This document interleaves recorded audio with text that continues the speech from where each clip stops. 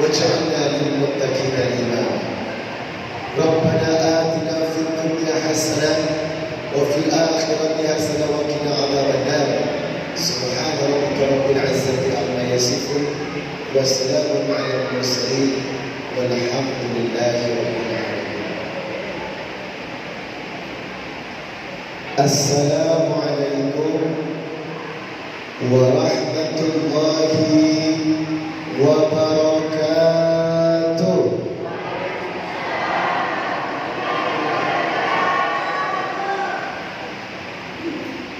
أعوذ بالله من الشيطان الرجيم.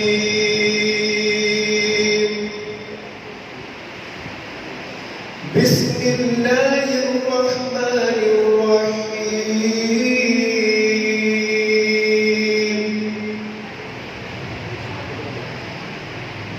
الرحمن علم القرآن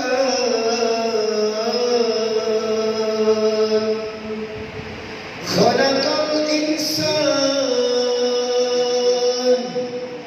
علمه البيان. الشمس والقمر بحسبان والنجم والشجر يسجدان والسماء رفعها ووضع الميزان ألا تطغوا في الميزان وأقيموا الوزن بالقسط ولا تخسروا الميزان والأرض وضعها للأنام فيها فاكهة والنخل ذات الأكمام والحب ذو العصف والريحان. Mari bersama-sama ucapkan kalimat syukur. فَبِأَيِّ آلَاءِ رَبِّكُمَا تُكَذِّبَانِ. إن الحمد لله نحمده ونستعينه ونستغفره ونعوذ بالله تعالى من شرور أنفسنا ومن سيئات أعمالنا. من يهده الله فلا مضل له ومن يضلل فلا هادي له. أشهد أن لا إله إلا الله وحده لا شريك له وأشهد أن محمدا عبده ورسوله لا نبي بعده. قال الله تعالى في كتابه الكريم: يا أيها الذين آمنوا اتقوا الله حق تقاته ولا تموتن إلا وأنتم مسلمون. يا أيها الناس اتقوا ربكم الذي خلقكم من نفس واحدة وخلق منها زوجها وبث منهما رجالا كثيرا ونساء واتقوا الله الذي تسألون به والأرحام إن الله كان عليكم رقيبا. يا أيها الذين آمنوا اتقوا الله وقولوا قولا سديدا يصلح لكم أعمالكم ويغفر لكم ذنوبكم ومن يطع الله ورسوله فقد فاز فوزا عظيما. أما بعد فإن أصدق الحديث كتاب الله وخير الهدي هدي محمد صلى الله عليه وسلم وشر الأمور محدثاتها وكل محدثة بدعة وكل بدعة ضلالة وكل ضلالة في النار. اللهم صل وسلم على نبينا محمد وعلى آله وصحبه ومن تبعهم بإحسان إلى يوم القيامة. جماعة jamaah, alhamdulillah, saya bersyukur hari ini hadir di Masjid Raya Pinrang ya. Dan di hadapan saya adalah hamba-hamba Allah calon penghuni syurga.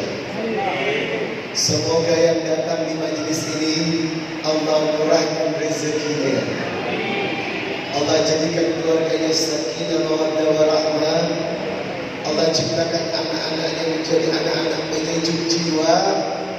Insya Allah yang hadir istri yang soleha, dan saya doakan tahun depan Baitullah. Amin ya Rabbal. Tidak ada sebuah misi yang dimuliakan Allah kecuali dakwah. Pekerjaan Rasulullah yang paling utama adalah dakwah.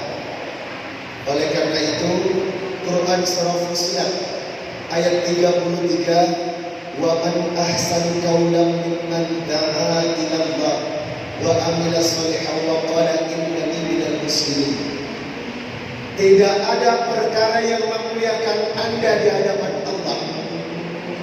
Tidak ada pekerjaan yang membuat Anda dipuji sama Allah kecuali berdakwah.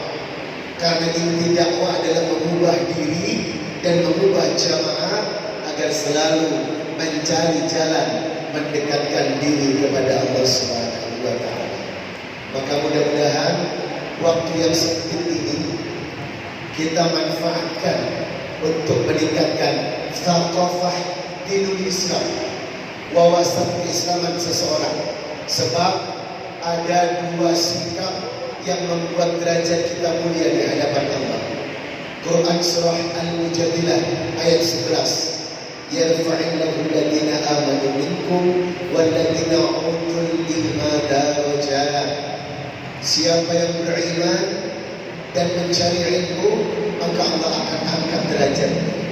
Quran surah Az-Zumar ayat 9. Qul hal yastawi alladhina ya'lamuna walladhina la ya'lamun. Allah akan membedakan orang-orang yang suka mencari ilmu dengan orang-orang yang tidak mendapatkan ilmu. Kata Nabi, talabul ilm faridatun ala kulli muslim. Wajib hukumnya setiap hari kita belajar tentang urusan agama. Kenapa? Agama ini nasihat, ad-dinun an-nasihat. Maka siapa yang ingin selamat hidupnya, cari nasihat dalam agama. Lalu bagaimana kita mencarinya? Rasulullah bersabda, taraktu fikum amroini dan tadillu ma tamassaktum bihima kitaballahi wa sunnata rasulih. Dua perkara, selama Anda berpegang teguh kepadanya, Anda akan selamat, Anda akan diridhoi Allah, yakni orang-orang yang berpegang teguh kepada Quran dan hadis. Selama Quran dan hadis menjadi tolak ukur langkah hidup kita, maka insya Allah hidup kita bahagia. Anda buka surat An-Nisa surat keempat ayat 59. Ya ayyuhalladzina amanu atiiullah wa atiiur rasul wa ulil amri minkum fa in tanazza'tum fi syai'in farudduhu ila Allah war rasul in kuntum tu'minuna billahi wal yawmil akhir. Dzalika khairu wa ahsanu ta'wila. Wahai orang-orang yang beriman, taatlah kepada Allah, taatlah kepada Rasul, taatlah kepada pemimpin kalian. Fa in tanazza'tum fi syai'in, kalau kau punya masalah, farudduhu ila Allah wa rasuli, cari jalan keluarnya di Allah, Quran, wa rasul dan hadis. Maka orang yang mau bahagia, ayo cocokkan sikap dan tingkah lakunya dengan Al-Quran dan hadis, maka insya Allah kita akan baik-baik saja. Hadirin yang berbahagia, hidup ini amanah. Hidup ini amanah yang Allah titipkan kepada kita. Maka Allah menjelaskan bagaimana proses kejadian manusia yang sempurna dalam Al-Quran.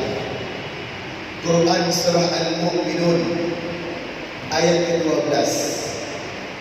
Wa laqad khalaqnal insana min sulalatin min tin. Sesungguhnya manusia diciptakan dari sari pati tumbuhan. ثم جعلناه نطفة في قرار مكين. Kemudian manusia dibentuk dari sperma Dalam bahasa Arabnya nutfah. Setelah sperma dijelaskan lagi, tsumma khalaqna nutfata 'alaqah. Dari sperma menjadi alaqah, segumpal darah. Fa khalaqna al-'alaqata mudghah. Dari segumpal darah menjadi segumpal daging. Fa khalaqna al-mudghata idhamah. Dari segumpal daging ditutup dengan tulang. Dari segumpal daging ditutup dengan tulang. Setelah itu ditutup lagi dengan daging. Thumma ansha'nahu fa khalqan akhir, sampai berwujud manusia. Tabarakallahu ahsanul khaliqin. Begitu hebatnya Allah menciptakan proses manusia. Sadarkah Anda? 1500 tahun yang lalu ilmu kedokteran belum ada, Pak. Tahukah Ibu? 1500 tahun yang lalu belum ada ilmu pengetahuan menemukan proses penciptaan manusia. Tetapi Al-Quran menjelaskan dengan detail proses manusia, mulai dari tumbuhan, sperma, segumpal darah, segumpal daging, ditutup tulang, ditutup daging, sampai menjadi manusia. Sekarang pertanyaannya, bagaimana Rasulullah tahu proses penciptaan manusia dalam rahim seorang wanita? Ini yang menandakan kehebatan Allah. Quran sebagai kebenaran yang hakiki. Dan baru saja tim kedokteran membenarkan proses penciptaan manusia apa yang dikabarkan oleh Al-Quran. Hadirin yang berbahagia, kita bersyukur sebab kita berada di agama yang benar, kitab yang benar, nabi yang benar, petunjuk yang benar. Oleh karenanya jangan lupa diri. Coba bacakan buat saya Quran surah Al-Mulk ayat 1 dan 2. Al-Mulk. Tabarakalladzi biyadihil mulk wa huwa ala kulli syai'in alladzi khalaqal mauta wal hayata liyabluwakum ayyukum ahsanu. Coba kita buka mata hati. Ayat ini menjelaskan alladzi khalaqal maut wal hayat. Kenapa yang disebutkan mati dulu, bukan haya dulu? Alladzi khalaqal maut wal hayat. Kenapa tidak hidup dulu? Karena sejatinya kehidupan itu bukan di dunia. Alladzi khalaqal maut, sejatinya hidup di dunia ini adalah proses menuju alam kematian. Betul? Al-Mulk mengatakan kenapa yang disebutkan tidak hidup dulu, tetapi alladzi khalaqal mauta wal hayat, yang disebutkan kematian dulu, karena sejatinya hidup ini menuju satu pintu yang bernama mati. Rasulullah memesankan kepada kita, aktsuru dzikra hadhil ladati ya'til maut. Berbanyaklah mengingat penghancur kelezatan dunia, yakni kematian. Bahkan seseorang bertanya kepada Nabi, ya Rasulullah, ayyul mu'minina aqyas? Ayyul mu'minina aqyas? Siapakah manusia yang paling cerdas? Qala, Nabi menjawab, aktsaruhum limauti dzikra wa ahsanuhum lima ba'da istiqdada ulaikal aqyas. Orang yang paling cerdas, orang yang banyak mengingat mati dan mempersiapkan terbaik bakal menuju mati. Ini orang yang cerdas. Versi Nabi, cerdas itu bukan yang tinggi IQ-nya. Kemarin saya dari tempat lahirnya atau kediamannya Habibie, dan Anda tahu Habibie tergolong orang terpintar di dunia dengan IQ sempurna 200. Tetapi Allah menjelaskan orang yang pintar bukan IQ-nya 200, tetapi aktsaruhum limauti dzikra. Orang yang sadar kalau ternyata hidup Anda punya Orang yang sadar kalau ternyata hidup kita punya amanah. Apa amanahnya? Membuat bekal sebanyak-banyaknya untuk apa? Persiapan menuju mati. Jemaah yang dimuliakan Allah, saya suka heran. Anda tahu Anda pasti mati, tetapi kenapa bekal Anda seadanya? Saya suka heran.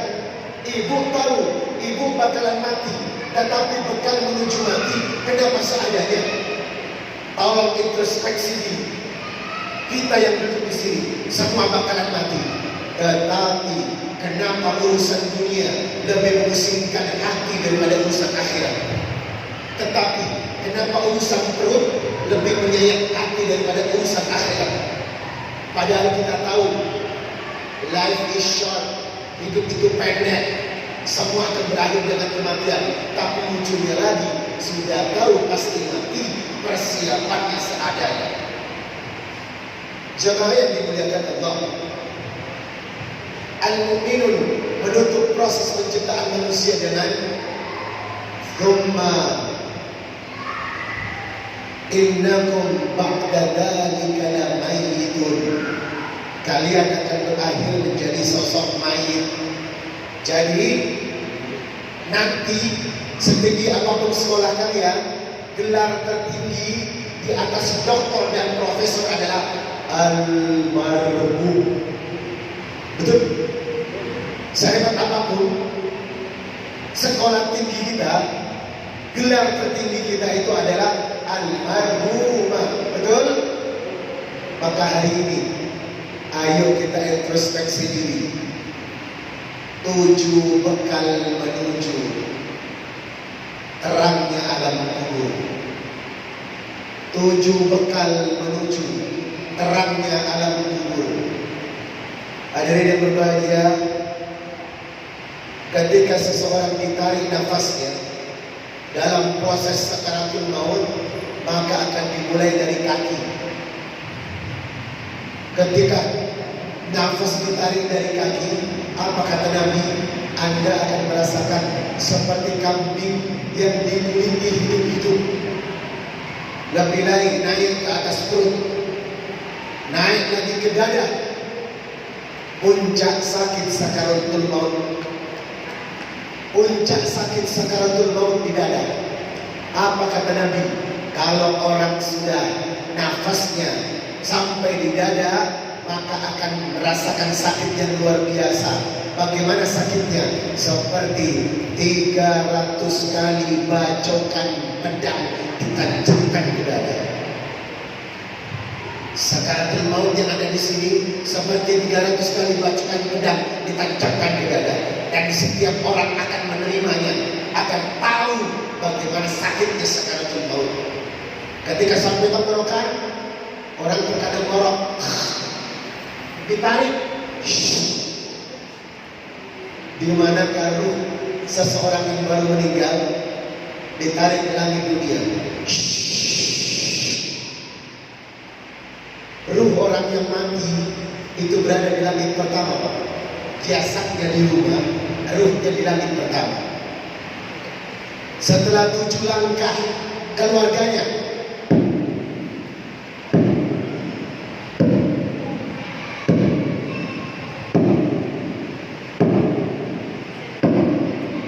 ini bunyi sandal terompah orang-orang yang mengantar jenazah.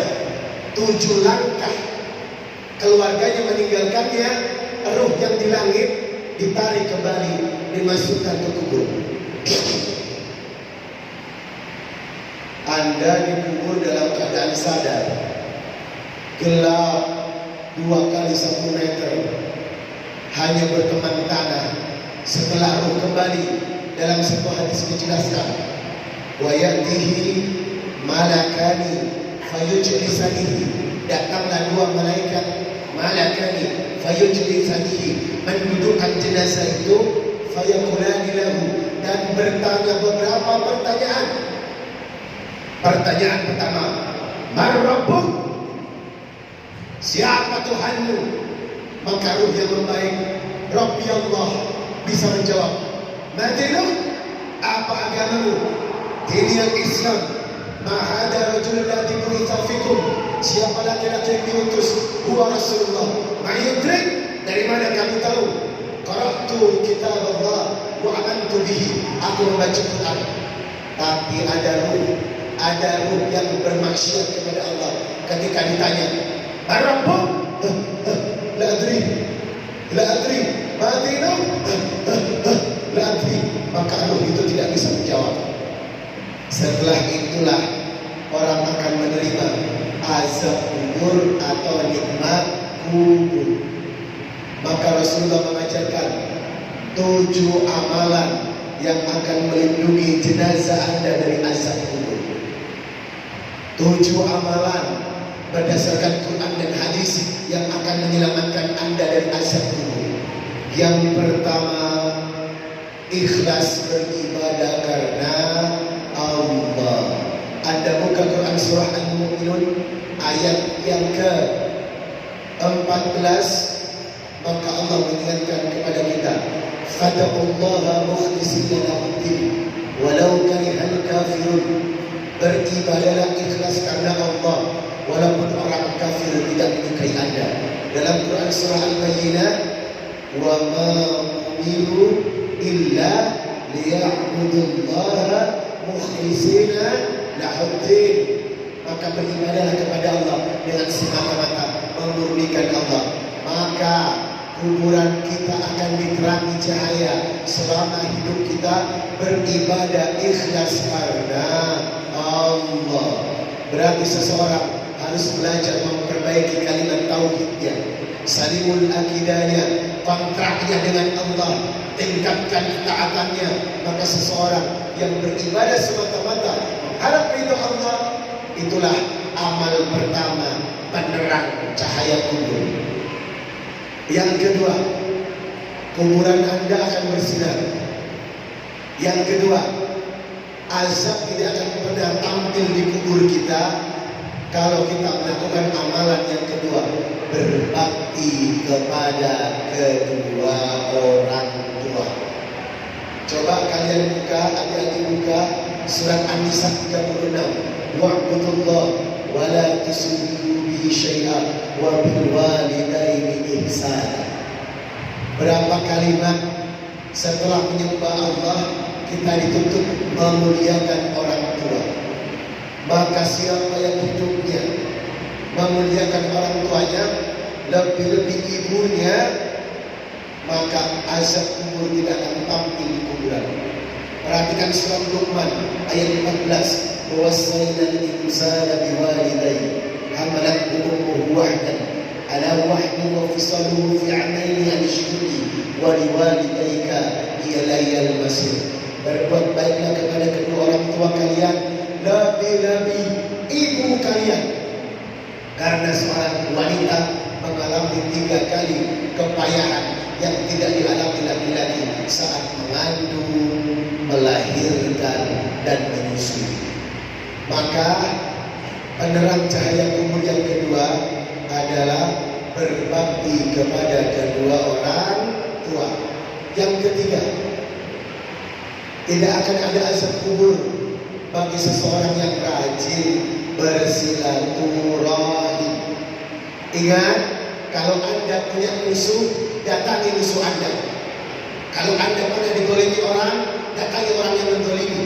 Karena silaturahim bukan datang kepada orang yang baik, tetapi silaturahim mendatangi orang yang memutuskan hubungan silaturahim dengan kita. Maka apa kata Nabi? La yadkhulul jannah qati'arahum. Tidak akan pernah masuk surga orang-orang yang memutuskan silaturahim. Buat para ibu yang tidak berbicara dengan tetangganya, segera berbicara. 3 hari Anda tidak berbicara dengan orang, maka ibadah Anda tidak akan diterima Allah. Walaupun Anda tahajud, duha dan puasa, tapi 3 hari Anda mendiamkan seseorang, maka ibadah Anda tidak akan diterima. Walaupun Anda kelihatannya soleh di masjid, di saf terdepan, zikirnya kuat, puasanya kuat, tapi Anda punya musuh, 3 hari tidak bicara sama musuh Anda, maka sholat yang Anda kerjakan tidak akan pernah bermakna di hadapan Allah. Ada banyak orang hubungannya dengan Allah baik, ada banyak orang sholatnya baik, tetapi suka menghina orang, menyakiti orang, mendolimi orang. Maka ibadah yang Anda kerjakan tidak akan pernah bermakna di hadapan Allah. Tolong introspeksi diri, tolong lihat diri, siapa orang-orang yang tidak Anda ajak bicara. Kalau sampai lebih dari 3 hari Anda mendiamkan seseorang, berarti Anda tidak akan pernah ternilai ibadahnya. Maka haruslah mendatangi musuh kita berdamai dengannya, hingga hisab Allah pun akan seimbang dengan perbuatan kita.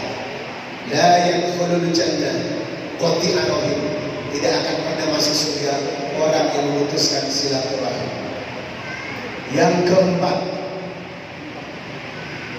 alam kubur akan mendapatkan cahaya kalau kita senantiasa rajin berpikir kepada Allah. Ada 7 amalan sunnah Nabi yang akan menyelamatkan kita. Yang pertama, tidak lepas dari wudu. Yang kedua, sholat berjamaah di masjid tepat waktu. Yang ketiga, tidak lepas sholat tahajud 8 rakaat ditambah 3 11 rakaat. Yang keempat, sholat duha minimal 4 rakaat tiap hari. Yang kelima, selalu ingin membaca Al-Quran minimal 10 ayat sebelum tidur. Yang keenam, sedekah setiap pagi dan sore. Yang ketujuh, puasa Senin dan Kamis. Siapa yang menjalankan ini, maka insya Allah Anda tergolong orang-orang yang selamat dari siksa kubur.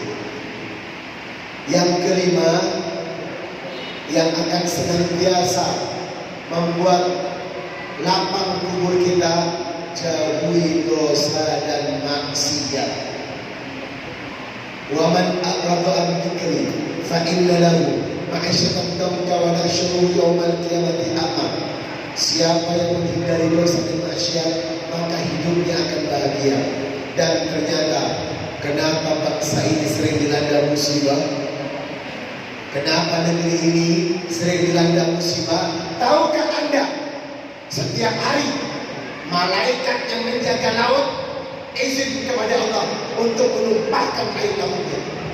Setiap hari malaikat yang menjaga bumi berizin untuk menumpahkan isi bumi, karena perbuatan maksiat manusia yang terlalu banyak. Anda buka Pak Quran surah Al-A'raf ayat 96. Walau anna ahlal qura amanu wattaqau lafatahna 'alaihim barakatin minas sama'i wal ard walakin kadzabu fa akhadnahum bima kanu yaksibun. Seandainya penduduk negeri beriman dan bertakwa, Allah turunkan berkah, bukan bencana. Tetapi kalau bencana sudah menyapa satu daerah, wa ma asobakum min musibatin fa biman kasabat aydikum, itu adalah ulah perbuatan dosa dan maksiat. Jamaah, kemarin saya ceramah di Lombok, NTB. Saya ceramah di Pondok Pesantren Sembalu di bawah kaki Gunung Rinjani. 2018 Lombok dilanda gempa yang hebat. Pusatnya di bawah kaki Gunung Rinjani. Kenapa pusatnya di sana? Setelah diteliti, ternyata banyak di atas gunung ditemukan kondom bekas. Sekarang pertanyaannya, kenapa di atas gunung ada kondom? Kenapa di atas gunung ada kondom? Buat apa kondom? Kalau tidak perbuatan zina yang dilakukan umat Rasul. Kalau sudah bencana menimpa di satu daerah, berarti ada perbuatan dosa yang dilakukan daerah. Sebab Allah tidak pernah menimpakan rasa bencananya kecuali kepada ahli maksiat.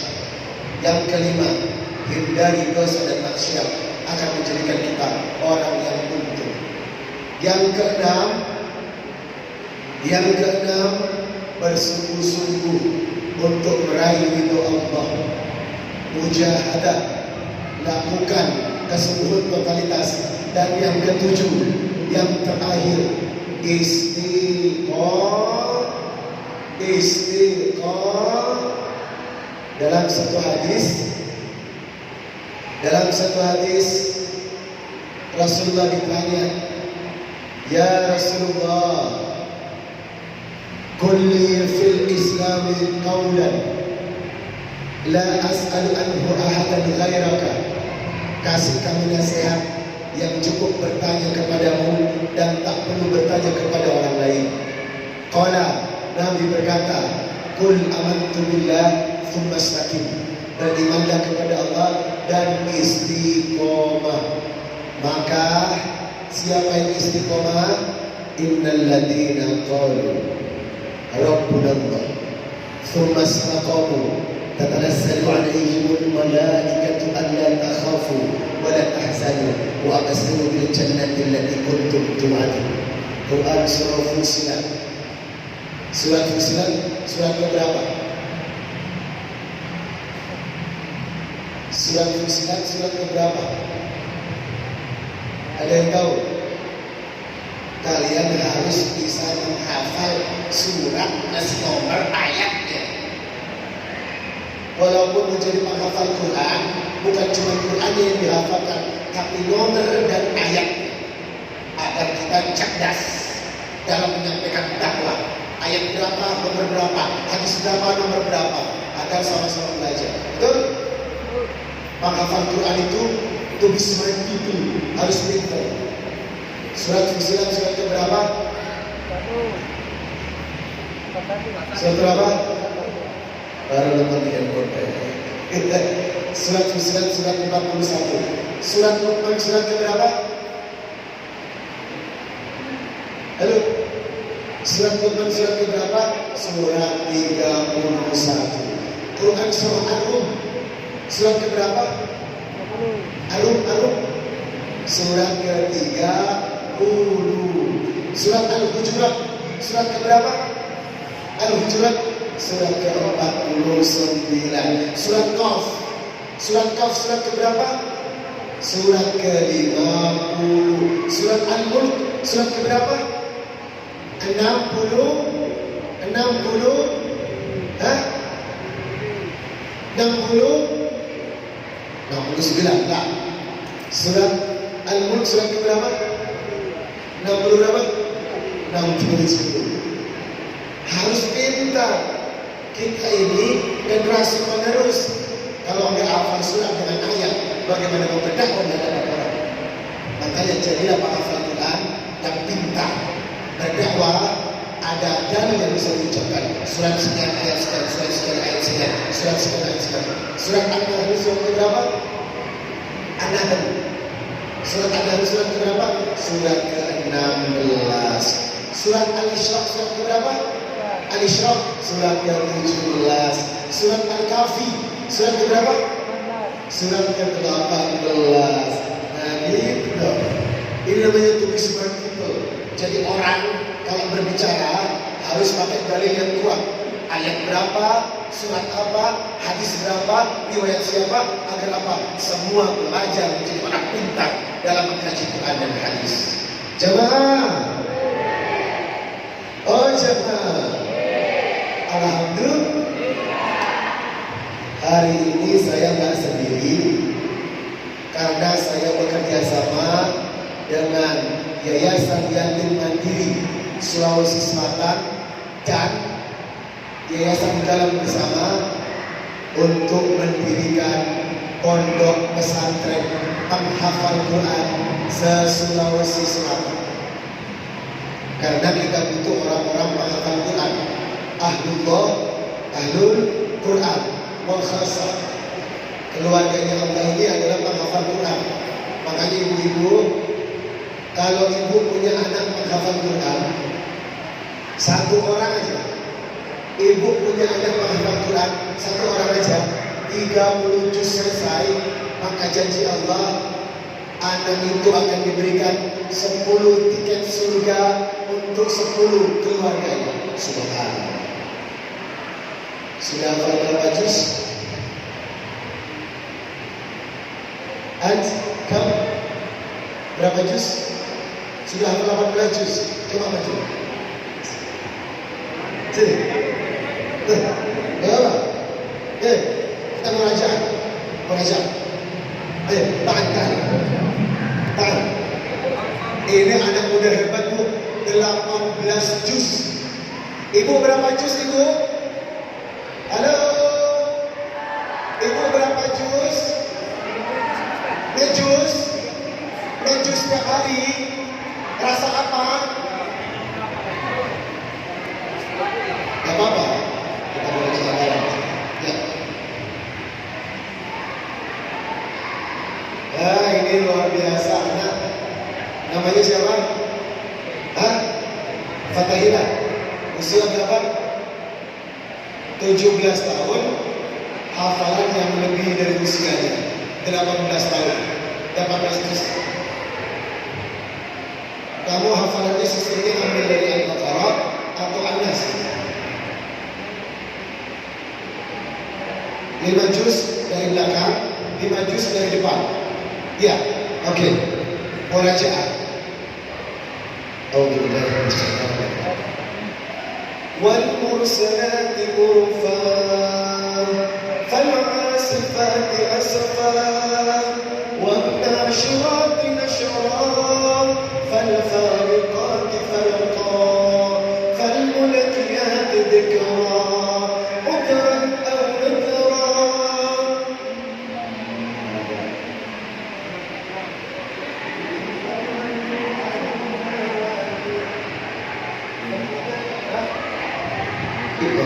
Itu juz 29. Juz 29 itu judulnya surat Al-Mursalah. Oke, kita coba dari depan ya. Dari depan ya. Al-Baqarah.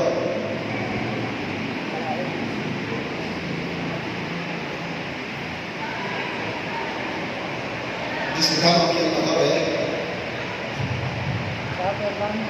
Oh, surat pertama Nur Al-Mulk. Ada tadi kan? Juz 30 udah lancar, juz 30. Oke, kita coba juz 30. Kita uji juz 30 ya. Boleh ya? Oke, bismillahirrahmanirrahim. Was-samaa'i dzatil buruj wal yawmil maw'ud wa syahidin wa mas'ud.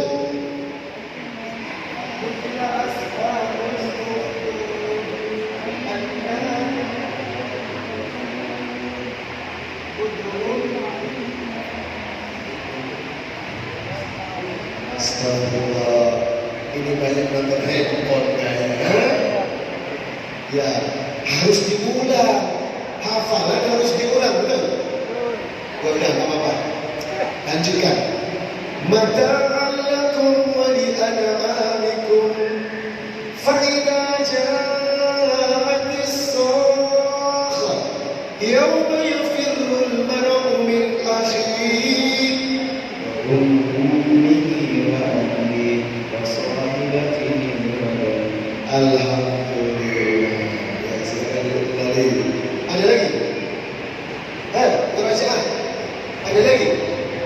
Bagaimana ibu tidak bangga punya pemuda yang hafalannya 30 juz Quran? Bagaimana bapak tak bangga Pak? Punya anak Al-Quran itu di sini Pak, dan di sini.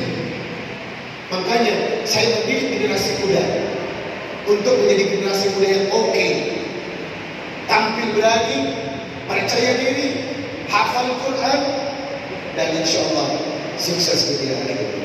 Amin ya Rabbal. Saya mau kasih hadiah dong? Enggak? Mas Roman, sini. Saya belum kasih hadiah. Kita kasih hadiah boleh ya? Hadiah buat Fatahila.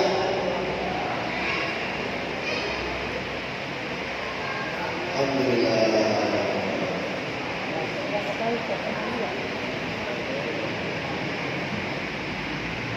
Mau? Mau nggak? Mau nggak? Oh mau.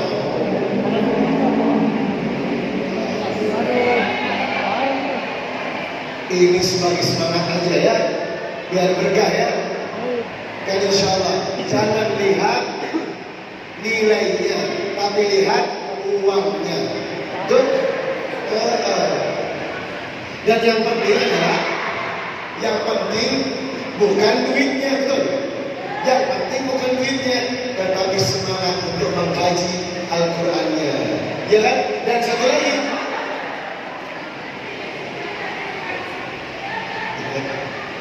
jemaah, alhamdulillah, saya keliling Indonesia, terutama untuk Sulawesi Selatan, menggalang dana untuk wakaf pendidikan penghafal Quran. Siapa yang ikut proyek ini, Anda tergolong orang yang dijaga Allah. Hari ini saya mengundang Bapak Ibu untuk jadi pewakaf penghafal Quran dengan cara membeli piagam ini. Piagam ini adalah kaligrafi buatan dari teman-teman santri, dan uangnya dipakai untuk pesantren membangun generasi Quran. Gimana caranya? Piagam ini diwakafkan dengan harga Rp700.000. Tidak harus bayar sekarang, karena boleh transfer. Kapan punya rezeki, silakan ditransfer untuk pesantren penghafal Quran. Sekali lagi, ini 700.000, boleh dibayar kapanpun, dan diserahkan untuk membangun adik-adik penghafal Quran. 700.000 tidak harus hari ini. Saya ucapkan bismillah, siapakah hamba-hamba Allah yang hari ini bersedia menjadi wakaf penghafal Quran Rp700.000? Angkat tangan dan maju ke depan, foto bersama saya. Silakan, maju orang, maju orang, maju orang. Menyusul berikutnya Rp700.000 untuk fisabilillah, tidak harus hari ini. Assalamualaikum. Dengan nama siapa? Bang Asri, barakallahu fiikum. Jadi sekali lagi, uang itu untuk pesantren penghafal Quran ya. Jadi Anda bawa pulang, uangnya insya Allah berkah. Kita foto dulu ya.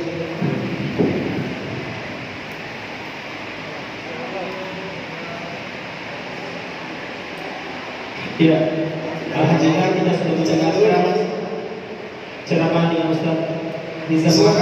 Iya, siapa lagi yang ingin? Rp700.000, Pak Jibu. Silakan ibu-ibu. Ayo dong. 1000 hafiz Quran. Bantu dong adik-adik kita. Perjuangan Quran dibantu. Kalau bukan kita siapa lagi Pak? Orang-orang Nasrani 30% dari gajinya untuk kepentingan gereja. Kita pun harus lebih. Hal seperti ini jangan sampai mikir 12 kali. Karena untuk kepentingan umat. Silakan. Silakan. Rp700.000 dapat piagam untuk pesantren. Sini benar. Satu-satu dulu ya. Apa berdua? Oh berdua. Silakan. Bismillah ya. Uangnya untuk pesantren penghafal Quran. Kita lihat kamera. Ya, Bapak Ibu, ayo muda sekalian yang ingin terlibat dalam program 1000 hafiz Quran. Kami ingatkan uangnya tidak mesti hari ini, boleh besok, minggu depan. Hanya dengan cat nama, nomor telepon dan alamat, insya Allah sudah bisa membawa kaligrafi pulang dan bertemu langsung dengan Ustaz Nizam Muhammad. Kita niatkan untuk program ini semoga anak keturunan kita menjadi penghafal Al-Quran, dan kita ikhtiarkan semoga dengan program ini Indonesia menjadi negeri penghafal Al-Quran. Ya. Silakan. Ayo. Ibu penghafal Quran unggul. Cuma 700.000 loh. Nggak harus hari ini. Kapan ada rezeki baru kita Ibu, jangan mau ketinggalan. Insya Allah kita ikhtiarkan kita mengikuti proyek akhirat ini. Oh Bapak. Ayo. Bismillah. Ini pengurus masjid ya. Ini abang siapa? Banglam.